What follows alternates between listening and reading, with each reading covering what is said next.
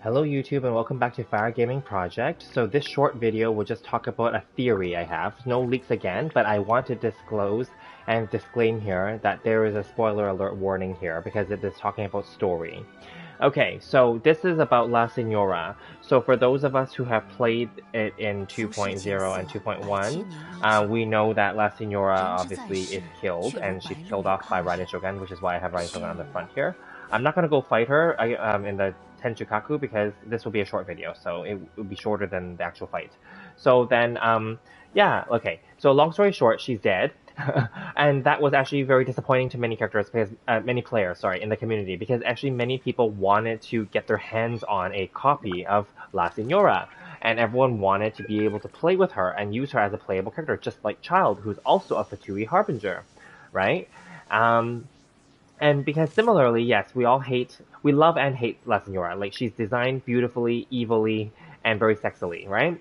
And that's fine. And she has a really interesting backstory as well, because she's the Crimson Witch of Flames. But in her fight, when she transforms into the Moth Lady, the Fire Moth, she's actually renamed as the Crimson Witch of Embers. So online people have speculated, is that because maybe possibly her powers were weakened after she was, taken in by the Fatui, like as lore maybe, because in the actual storyline, if you look at the Crimson Witch pieces, let me see if I can pull some up here. I don't think they're on her. But like if you look at the Crimson Witch pieces, like the actual pieces, there's like lore on them, I think. Something like that, I don't know. Like the helmet of a legendary... Oh, no, that's not it. Sorry. Like if the bird feather touched by the witch, there's dream burning away all the demons, blah, blah. Like there's all these like lore with the actual Crimson Witch of Flames. I forget where you can find it, but anyway, it's all online, I'm sure, right? So anyway, that's not the point. The point is like, La Signora is dead, and everyone wanted her to be playable. Now, do you think that that was a twist on purpose that Mihoyo did so that it would shock the community? Which I thought it was shocking. I thought many people were shocked. I did not expect that she would die. Story-wise, the Tsaritsa is going to come after Raiden Shogun. I'm pretty sure. Like, Archon to Archon, Like, how can you kill one of my minions, basically, you know what I mean? Because in that way, is it not, like, declaring war with another country, right? Or another faction, right? So that's a big story thing that's going to probably come and unfold as we play the game further and as time goes on, right? Now, that aside, there's the other theory I want to bring up here. Remember, during the 2.1 storyline, Scaramouche, another loved and hated Fatui Harbinger, was revealed, and previously he was speculated to be related to Genshin, to Raiden Shogun. But actually, he is related to her. He's a clone of her, or a puppet of her, and as they explained, he's a failed puppet. Yai Miko confirms that at the end of the 2.1 Archon Quest, right? That he was a failed puppet, and the Fatui took him in and reworked him and reawakened his ability, etc., etc., and he continued on his own, etc., etc. Which is why, in all of our, meetings and clashes with him, he was immune to the 1.1 storyline or 1.0 storyline with official unreconciled stars. 1.1, yeah, where he was not affected by touching the asteroids and meteorites, where he would not fall asleep because he's not a regular person, right?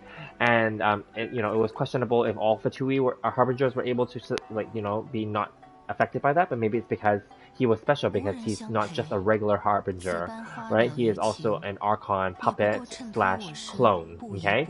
Now, keep that in mind.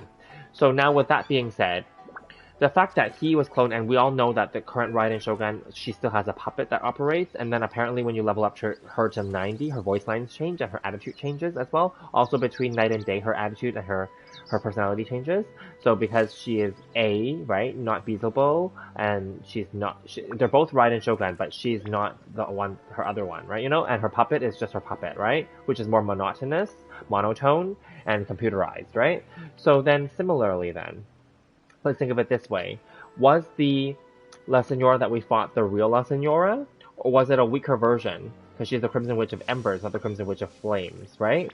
Or if it was her, is it not also feasible or possible for the Tsaritsa, who is also an Archon, remember, to create a clone of her, another clone of La Signora, a puppet or whatever, right? You know, or remember, La Signora's storyline, according to what I read online, okay, again, this is no leaks, this is just speculation and also based on investigative lore, theory, and discussion, okay, online in the community.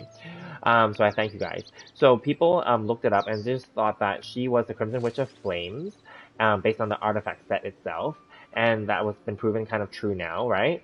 And then like she after her lover died or something in the war or never returned, she went crazy and she sacrificed her body and basically made a deal with the devil, so to speak, and she became liquid flame in order to get revenge either on the world or on the people that killed her lover. I don't know, something like that, right? And then like then because she sacrificed herself and became liquid flame, she could not sustain herself as a human anymore, right? And then somehow the Fatui took her in and Saritsa was able to, you know, give her back a human form, a beautiful, sexy human form, right? Now, also people have figured it out that she does not have a vision. She only has a delusion. And quite people might think that because she's Cryo when we first meet her, when she first takes Venti's gnosis, and then she's Ember when she or Pyro when she turns into the Moth Lady, and then we kill her, or we fight her and defeat her, and then Raiden Shogun kills her, right? So her real form is Pyro, but her delusion is Cryo, I believe. I don't know if that's the case, right? But she does not have a vision, apparently. So, something like that, right? So then, like, and then people said that that little catalyst, that white thing that floats around her, like that looks like her catalyst, is actually not just only a catalyst, but it's also like a device that helps maybe possibly, this is a theory, helps keep her body, oh, my server just reset, helps keep her body, like, intact, because otherwise she would melt because she's liquid flames. You know what I mean? So, I don't know, like, that's something to consider, right? So there's all these things to consider, but I just want to throw this out there. So, there's all these things, like, can she not just be reborn as a clone or as a puppet or reborn in some other form? I mean, come on, she gave up her body and she made a deal with somebody to become liquid flames and get power, right? So then, like, she must have a way, or they must have a way to bring her back. And for sure, the Saritsa is not just going to sit idly by and let one of her top, you know, underlings get killed by another Archon, you know? It's basically like war, which I don't think anyone's really talking about, right? So anyway, this is just my theory. I think La Signora is going to come back. From a marketing perspective, they should make her come back and make her playable so that people can pay for it and buy her in whatever new form that she's going to be. Now, other people have also speculated that she was never meant to be playable in her current form because her dress in her human form is just too elaborate, front and back. Whereas compared to these other characters, their back is elaborate too, but it's meant to be like flowy and split down so you can see like the details, right, in their back, you know? Whereas Saritsa, of course we can't, like, La Signora, of course we can't access her, but her back of her gown has a giant cape that goes down to the floor and has, like, you know, it drags behind her. Whereas all these other characters don't have, like, back ends like that, you know? So anyway, so people are saying that her original current design was never meant to be playable, but maybe a future design or redesign after her storyline is tweaked or continues on, maybe that will make her playable. That is what I'm thinking of as well. So what do you guys think? If you guys have any comments, feel free to leave them and feel free to keep the discussion going. And feel free to like, subscribe, and hit that notification bell, and feel free to check out my other videos. Thank you guys so much, and this is, you know, one of many other theory videos that are to come along with my other videos. So check it out, and I'll see you guys in the next one. Thank you guys.